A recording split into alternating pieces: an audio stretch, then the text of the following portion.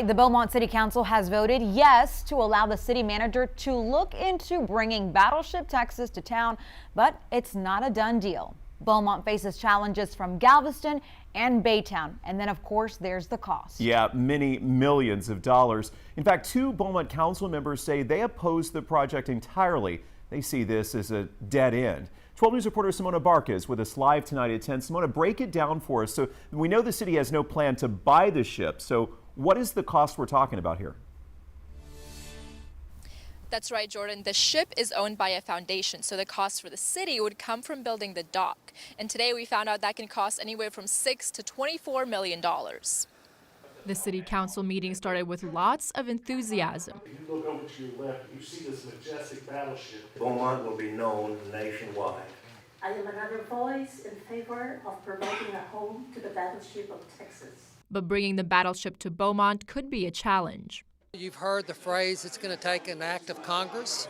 This actually will take an act of Congressman. The city hired an engineering company to show them their options. Option 1 would cost the city $6.5 million, and it wouldn't require any additional dredging. Option 2 would cost $21.6 million, and option 3, $24.5 million. The council agreed. Options 2 and 3 are out of the question. I'm not going to support spending that kind of money for the dredging that it would take. I never was going to support that. Councilmember Getz has spearheaded these efforts. He says option 1 would require the federal government to deauthorize the Neches River ship channel.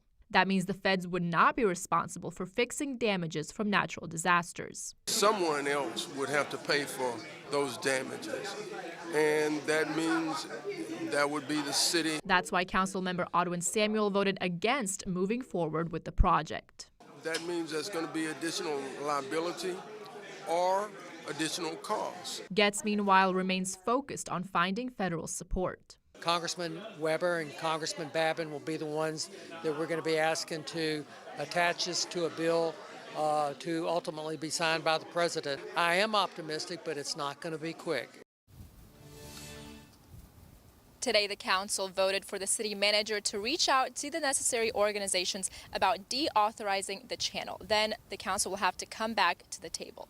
I'm live in Beaumont, Simona Barca, 12 News. Thank you, Simona. So even though this is going to be a long way off if it happens, Beaumont residents that we spoke to today tell us they're excited about the possibility. They believe the ship could bring money to our area and offer a lot of fun for kids. All right, sounds like we cannot hear those folks. More stuff in Beaumont, and especially a piece of history to be brought here. It'll give the kids a chance to learn, about something. And you can hear more from them if you head online, 12newsnow.com. You can also read about the petition that you can sign if you support bringing the ship to Beaumont.